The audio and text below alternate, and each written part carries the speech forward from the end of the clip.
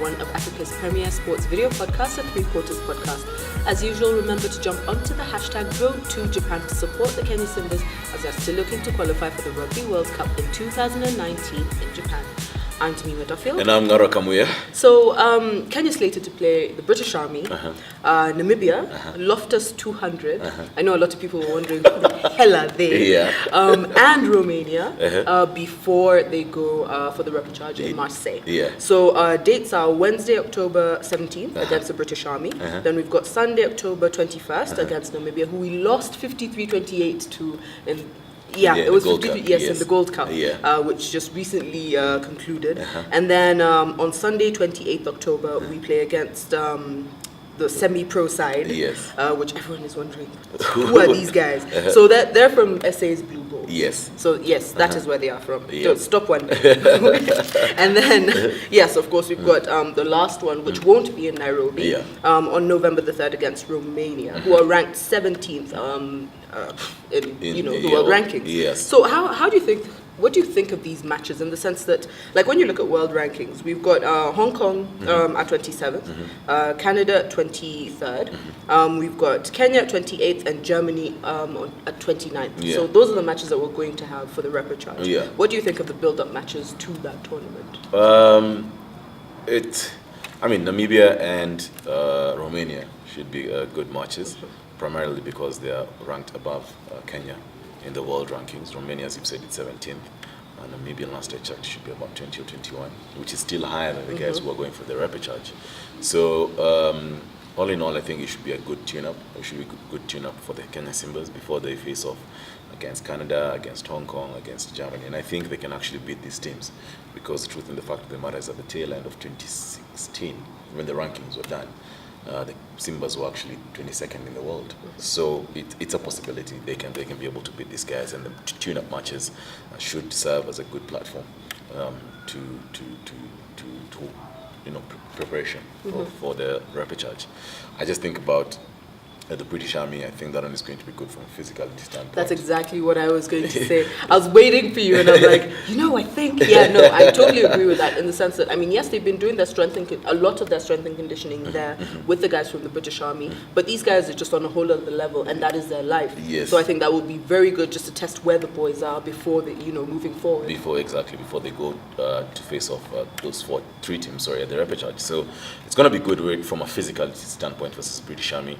Versus Namibia, it's good to test them. Like we are saying, Namibia are ranked higher than Kenya. They're the champions of Africa, so it would be good to get a tune-up match against Namibia.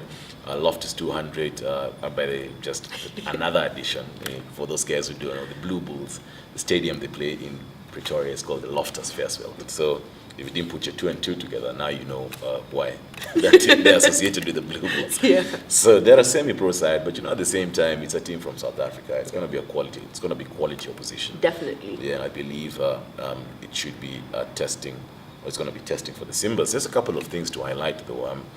I was during this past weekend, I was at Harlequins to watch the Christie Sevens, and I noticed that Murray Ralston is actually back. And Ian Snook, I think, should be back within the week.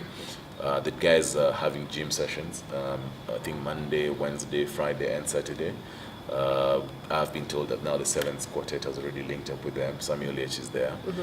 But then the biggest thing is going to be, and I think that's what's going to be good for these tune-up matches, is selection. Because that's what we've been complaining about. Darwin Nkita has been played out of position. Our midfield has really been a problem, if you ask me. I think that's why they've brought in Dennis Ombachi. Isaac Adimo being dropped was primarily, from what I've come to learn, the coaches didn't feel that his vibes positively affected the mood of the camp. It doesn't make sense to me. I think whoever has hung out with Isaac Adimo, they know his vocal. They know, and it's okay. I feel it's okay to be that way if we are going to be honest. It's an open space. So unfortunately, he had to face the axe. But in missing Isaac Adimo, I think you have a very good replacement in Samuel H, because I suspect Samuel H is the one who's going to be playing at number 10. He's featured at number 10 before for the Simbas, so it should be quite easy for him. I think Dennis Ombachi is going to come in to steady the ship in the midfield. William Barker is already there.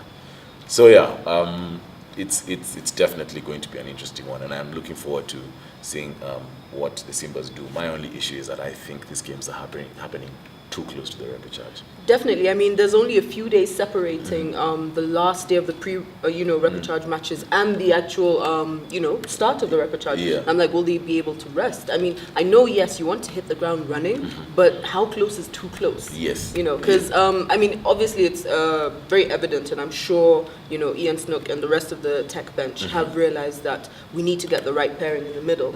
And, we've got a chance to do that with these matches. But then you're thinking, okay, so what if they are exhausted by the time you play your first match? Then what happens? Yes. But yeah, I'm looking forward to see what pairing they will have. Because, I mean, obviously we've seen a lot go on. Yes, for lack of a better way to put it, we've seen a lot go on with that backline. Yeah. And now we seem to sort of have a few more solid structures per se. So let's just see how that goes. Yeah, it's going to be very interesting. If you ask me, my guess would be that because we don't really have a problem with the forward selection. Apart from the fact that, yes, we might need a bit of steadying the ship from a technical standpoint. These guys, yes, they are fit, but from a technical standpoint, we do need to work on a bit. But when you look at the backline was a problem during the Gold Cup. It was in shambles. It was in shambles, and my suspicion is that you'll have Samson and Somewhat 9, Samuel H at 10, then probably have a midfield pairing of Leo Seja and Dennis Ombachi. 14, you have William Barker. 15, now that one is open. It's Vincent Mose. I think you should take down Mukidza back to 15. 11, I think it's going to be Jacob Oje. There are talks about them looking for Collins Injera. I don't know how true that's going to be, but again, it goes back to what we were saying last year. That's very interesting. And before you finish your point, the sense that wanting Collins Injera at 11. Yeah. I don't doubt Collins Injera as a player, but I feel he flourishes better in sevens, like when there's space. I know, yes, the Collins Injera we are seeing now is not the Collins Injera we saw back in the day who just get the ball and finish. But I still feel like next to your international players, he's still not one of the biggest. So if you're not sort of used to playing 15s, it's a whole other It's a whole other ball game. I mean, I'd leave Jacob Oje there. I think he's had a very stellar campaign, despite the fact that he hasn't played too much. I think and he's a very formidable person at number 11. I would leave him there and probably take down kids at number 15. But it goes again to echo what we said last week, that you get the feeling that the technical bench of the two coaches who came did not really know about the 15 side. So they knew the 7th players and they thought that they'll come to work with the 7th players. Or at least players of that caliber. Yes, all in all, I think it's going to be the tune-up matches are going to be good. And I mean, just ask everyone to show up for this, full house and give the support to the Simbas. Definitely. Yeah. I mean, this is giving everyone a chance to come and watch the matches again. Yes. I mean, if you missed the Rugby Africa Gold Cup, you've got the pre-Repecharge matches before they head to Romania. So, guys, come on.